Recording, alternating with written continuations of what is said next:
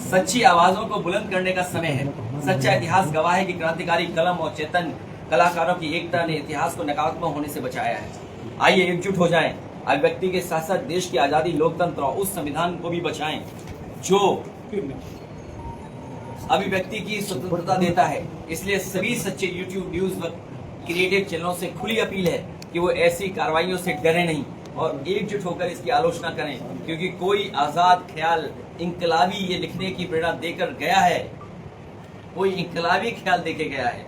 लगेगी पाबंदी तो आएंगे कई और सच्चे चैनल भी इसकी हद में। लगेगी पाबंदी तो आएंगे कई और सच्चे चैनल्स भी इसकी जद में। यहाँ कोई अकेला चैनल थोड़ी है।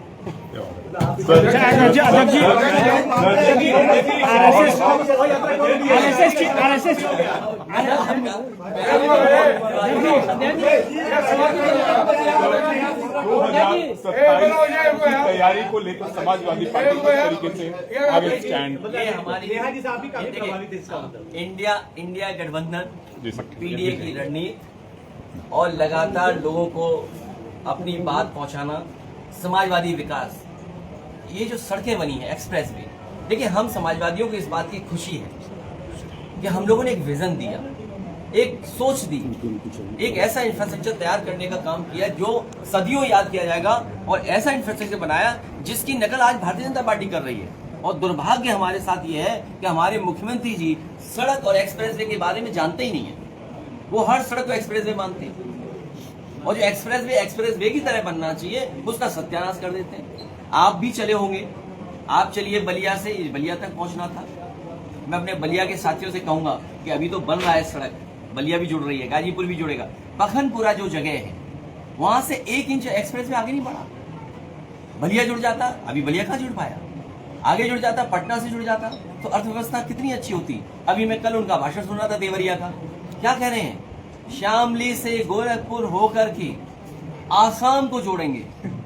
तो मैंने बहुत सोचा कैसे जोड़ेंगे भाई, 8 साल बना रहे हैं, 8 कैसे लिखा जाता है अंग्रेजी में, 1 0 नीचे 1 0 ऊपर, 1 0 ऊपर 1 0 नीचे, तभी तो 8 हुआ ना। और सड़क कहां से बना रहे हैं एक्सप्रेसवे, शामली से लेकर के गोरखपुर और गोरखपुर से लेकर के आसाम। तो मैंने कहा लगता है सपने में बना रहे हैं। कांग्रेस संसद का विशेष सत्र आहूत करने की मांग कर रही है और पहलगाम की हमला इतने दिन हो गए, केंद्र सरकार ने जो स्टेप उठाया, क्या आप उससे संतुष्ट हैं? देखिए, आप ये बात मान लीजिए, जैसे यूट्यूबर्स को, कोई गायिका को, किसी पत्रकार पे पाबंदी लगी, भाई जब लोकसभा का सत्र आप बुलाओगे तो लोकसभा के सांसद अपनी बात रखेंगे, देख लेना पाबंदी लग जाएगी, पाबंदी लग जाएगी, पाबंदी लगा देंगे। तो सरकार ये कहे कि भाई जो सांसद लोग सुझाव देंगे, कड़वा से भी हो तो सरकार स्वीकार करेगी उन विचारों को। और ये तो सरकार पूरा सरकार को फैसला लेना है। हम तो विचार ही दे सकते हैं, हम अपनी बात ही तो कह सकते हैं, हम सवाल ही तो पूछ सकते हैं, बाकी तो फैसला सरकार को लेना है। क्या आपसे अगर सलाह लिया जाए तो आप क्या सलाह देंगे? अगर मैं कोई कड़वी सलाह दे दूंगा तो हम पे पाबंदी लगा दूंगा। अच्छा अध्यक्ष जी, आरएसएस चीफ जो है वो प्रधानमंत्री से मिले, कैसे देखते हैं? अरे मीठा सुझाव ये है कि अग्निवीर व्यवस्था तुरंत खत्म कर दी जाए। सबसे पहला अच्छा सुझाव ये हमारा होगा, क्योंकि सरकार ये कहेगी और सरकार पे ये पक्ष होगा कि जहां पर पहलगांव में फौज थी, उस फौज को इन्होंने लेह लद्दाख की तरफ ले गए, जिसकी वजह से फौज की कमी हो गई वहां। एक बहस ये भी छिड़ी हुई कि फौज कम है हमारे पास, तो फौज की कमी किसने की पैदा। तो ये जो हमारा एक सुझाव है, अग्निवीर व्यवस्था तुरंत खत्म करनी चाहिए और फौज की भर्ती बड़े पैमाने पे, क्योंकि हमारा नौजवान वर्दी पहन करके सीमा की रक्षा करना चाहता है। और इसलिए मैं कहना चाहता हूँ, यूक्रेन और रशिया का वॉर हम देख रहे हैं, 1 लाख से ज्यादा लोग मर चुके हैं, 1 लाख, लगभग 2 लाख लोग, और कितने दिनों से युद्ध चल रहा है। तो अगर आप पाकिस्तान को सबक सिखाना चाहते हैं, उसे ठोस कदम देकर के कुछ सिखाना चाहते हैं, तो ये याद रखिएगा इस बात को, चाहे अदरवाइज लें चाहे जैसे लें आप, क्योंकि जो एक वहाँ इकोनॉमिक कॉरिडोर बन रहा है, क्या चीन पाकिस्तान के साथ नहीं खड़ा हो जाएगा? हम लोगों ने अक्साई चीन खोया है, हमने तमाम उत्तराखंड के इलाका खोया है, और जिन लोगों को इतिहास पता होगा वॉर का चाइना के बाद, हमारे 4000 फौज के बड़े अधिकारी से लेकर के छोटे तक प्रिजनर्स बना दिए थे उसने। तो इसलिए जो वॉर होता है, वॉर हमेशा अलग अलग चीजें पैदा करता है, बिना तैयारी के कोई चीज नहीं करनी चाहिए। इसलिए जो सुझाव हमें देने थे, हमने अपनी पार्टी की तरफ से जो सरकार ने ऑल पार्टी मीटिंग बुलाई थी उसमें दे दिया। लेकिन क्योंकि हमारे पत्रकार साथी ने कहा कि आप क्या सुझाव दे सकते हैं, तो मेरा एक ही सुझाव है, क्योंकि जब युद्ध होता है तो कितने दिन चलेगा ये कोई नहीं जानता। सर, जिन चैनलों पर मुकदमा लिखा जा रहा है, इसलिए मैं कह रहा हूँ कि अग्निवीर व्यवस्था खत्म हो जाए, क्योंकि हमारे बागी बलिया के तमाम नौजवान, मुझे वो नौजवान याद है जब मैं मुख्यमंत्री था, पुरानी कहानी है कि मैंने अखबार में पढ़ा था, वो आप जानते होंगे, मैं कई बार कहा हूँ, मंच से भी कहा मैंने देखा एक दिन कि अखबारों में न्यूज निकली है कि मगरमच्छ गांव के तालाब में आ गया है और फॉरेस्ट की टीम उस मगरमच्छ को नहीं पकड़ पा रही है। कुछ दिनों बाद देखा मैंने कि एक अखबार में तस्वीर छपी कि बलिया के ही वो नौजवान 4-5 अपने कंधे पे उस मगरमच्छ को लेके जा रहे थे। जब मैंने वो तस्वीर देखी तो यकीन करिए मैंने उसको बुलाया और मैंने सभी नौजवानों को 1-1 लाख रुपए देकर के उनका सम्मान किया, उनकी बहादुरी को सलाम किया। तो मैं ये बात इसलिए कहना चाहता हूँ कि अग्निवीर व्यवस्था खत्म हो, ये गाजीपुर के नौजवान, यहाँ के नौजवान, और क्यों बंद किए, मैं उसको अदरवाइज मत लीजिएगा जो बात मैं अब कहने जा रहा हूँ। जो पिछड़े हैं, दलित हैं, जो पिछड़े हैं, दलित हैं, ये बड़े पैमाने पर भर्ती में चले जाते हैं। मैं भेदभाव नहीं कर रहा हूँ, लेकिन ये बड़े पैमाने में होते थे। इन्होंने स्टडी कराई कि आर्थिक और सामाजिक रूप से उनका सम्मान बढ़ रहा है गाँव में, तो इस सम्मान को कैसे काटा जाए, तो उनका फौजी वैसी कर दो, टेम्परेरी फौज कर दो। अच्छा, आरएसएस चीफ जो है प्रधानमंत्री से मिलने गए हैं, क्या कहेंगे? मिले क्या, उन्हीं की विंग है यार, मिलने की बात है। सफदरी बैठक में आप लोगों ने सरकार के साथ खड़े होने का ऐलान किया, लेकिन आज देखा जा रहा है कि तमाम विपक्षी और खासतौर पर कांग्रेस के नेता केंद्र सरकार को हम लगातार निशाना बना रहे हैं।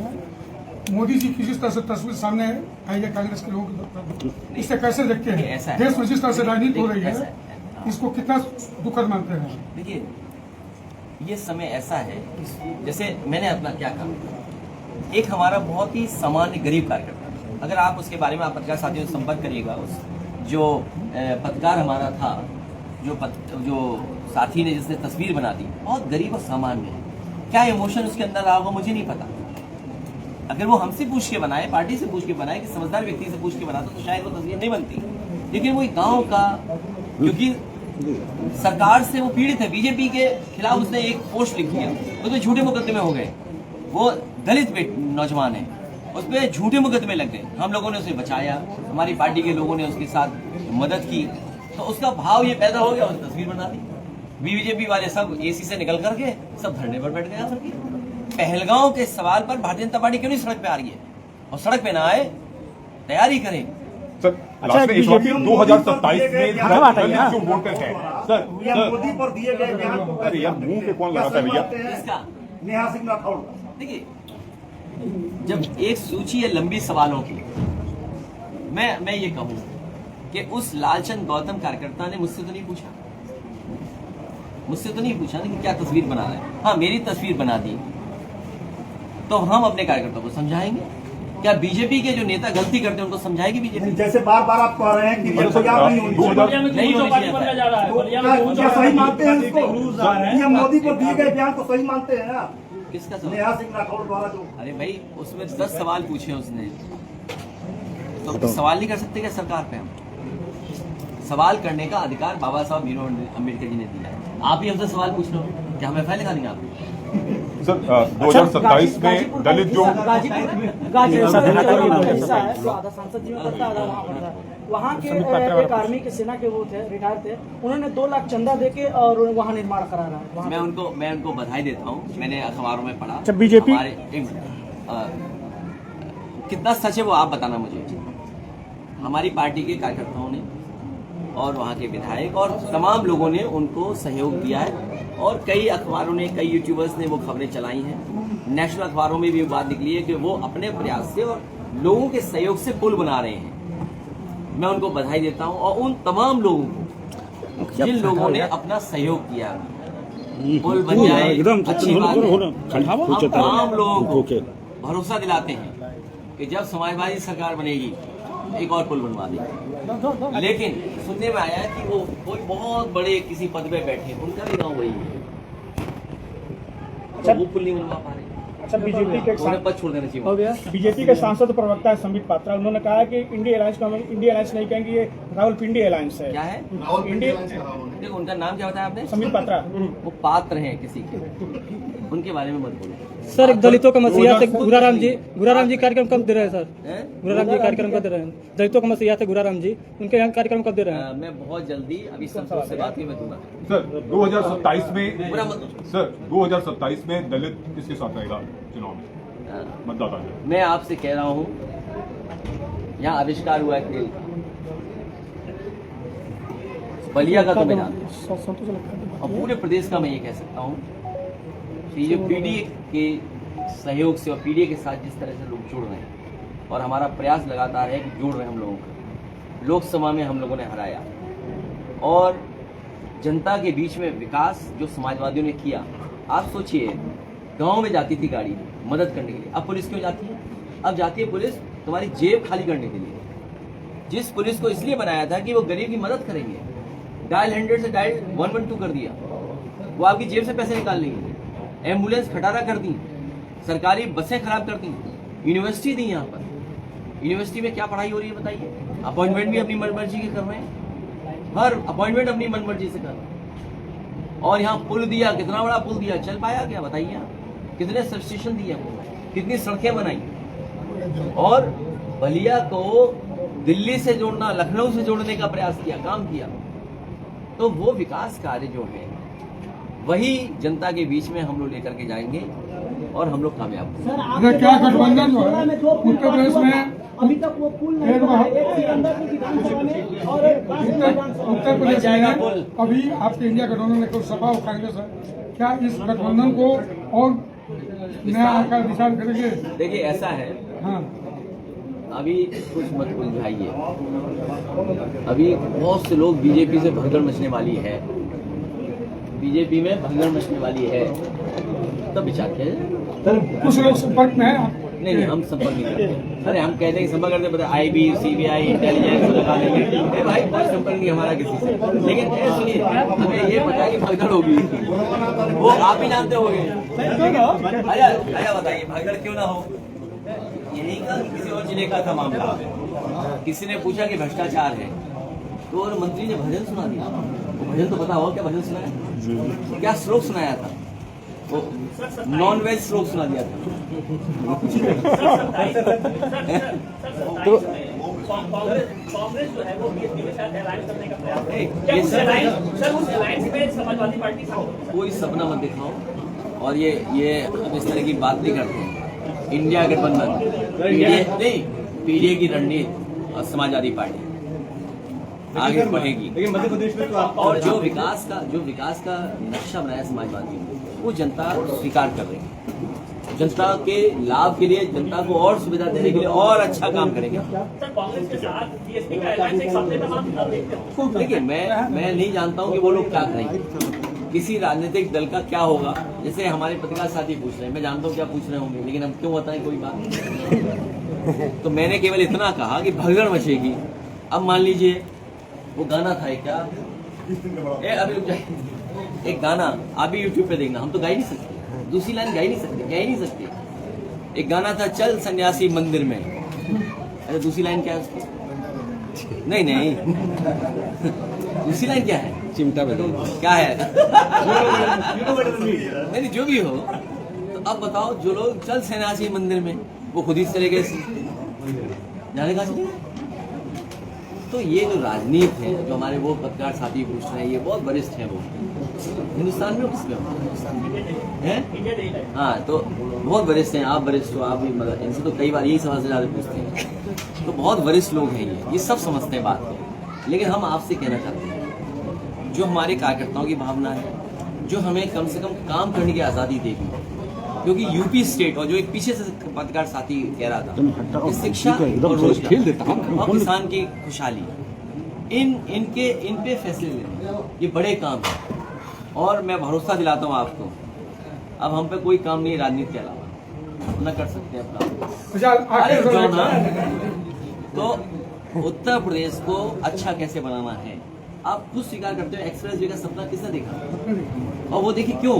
क्योंकि नेताजी आजमगढ़ में, देखिए नेताजी आजमगढ़ में, और ये बैठे हैं, ये बैठे हैं, ये बैठे हैं, ये है, कोई नेता ने हमसे मांगा नहीं था सड़क, किसी पूर्वांचल की पत्रकार ने नहीं मांगी थी एक्सप्रेस, क्योंकि आजमगढ़ की जनता और आप लोग खासकर समाजवादी विचारधारा के साथ रहेंगे, और आपने इतना संघर्ष किया इसको विकास से जोड़ने के लिए। हमने आंख बंद कर दी, एक्सप्रेस वे दिया, और मैं आपसे कह रहा हूँ समाजवादियों ने बनाया होता तो आगरा लखनऊ से अच्छा बना होगा। ये योगी जी ने एक्सप्रेस वे बर्बाद कर दिया, जानते ही नहीं कुछ एक्सप्रेस वे क्या होता है। जो इंडियन रोड कांग्रेस के मानक है कि डिवाइडर क्या होना चाहिए, इसके साथ वे साइड एमिनिटीज हैं। अब हम आते हैं शौचालय जाओ, जैसे हमारे योगी जी का दिल है उतने छोटे छोटे शौचालय बनाए उन्होंने। आप देखिए आगरा लखनऊ एक्सप्रेस शौचालय, 2 बस इकट्ठी आए, शौचालय में जाए, अटेंड कर चले आए। कल मैं एक चैनल देख रहा था, आधा घंटा बर्बाद कर दिया शौचालय बनाइए। आप सब जानते हो क्या शौचालय बनाए इन्होंने। अगर शौचालय की जांच हो जाए तो जाने कितने हमारे प्रधान लोग फंस जाएंगे मामला हो गई। आखिरी एक सवाल, बिहार में सब चुनाव होने जा रहा है, कहीं ऐसा तो नहीं है कि पहलगाम के मामले में केंद्र सरकार कार्रवाई में देखिए, ऐसा है कि बिहार चुनाव में लाभ लिया जा सके। मैं ये जो एक लाइन नहीं वो आती है कई बार हम लोग आजकल देखते हैं, वो सही आप कर देना, हम शायद ऐसे शायद ना हो या वो लाइन ना याद आ रही, क्योंकि अचानक पूछा है तो एकदम से एकदम लगा देता रहा मुर्दे। वो सवाल पूछ रहे हैं कि चुनाव है क्या, सीमा पर तनाव है, सीमा पर तनाव है, सुना है सीमा पर तनाव है, कहीं क्या चुनाव है? तो ये किस शायर ने कब लिखा था? और मैं बलिया में बैठ करके बिहार की जनता से अपील करूंगा, भारतीय जनता पार्टी के लोग ठीक, इनका पानी का जहाज जो चला था बनारस बक्सर में फंस गया था यार। लेकिन हम बहुत लेकिन तेजस्वी को मुख्यमंत्री माने के रखा कर। अरे हम लोग तो बनवाएंगे ना उसको, हम लोग मदद करेंगे सब समाजवादी लोग। सर, आप बलिया के विकास के लिए एक स्पोर्ट कॉलेज दिए थे, लेकिन इस सरकार में अभी तक स्पोर्ट कॉलेज फंसा हुआ है। मैं अपने नौजवान साथी से कहूंगा, शिक्षा, स्वास्थ्य और रोजगार, नौकरी और बलिया का इंफ्रास्ट्रक्चर, चाहे वो अस्पताल का हो, चाहे कॉलेज का हो, चाहे डिग्री कॉलेज का हो, चाहे और संस्थान हो, इनको बेहतर बनाने का काम करेंगे। और जो काम समाजवादियों ने किया आज भी दिखाई दे रहा है, चाहे वो डायल 100 वाली गाड़ियां हो, चाहे एम्बुलेंस हो, चाहे हमारा लैपटॉप दिया हुआ किसी गाँव में हो, वो आज भी चल रहा हो। हमें तो दूध चौपाटी बनने जा रहा है। सब अच्छे बनाएंगे।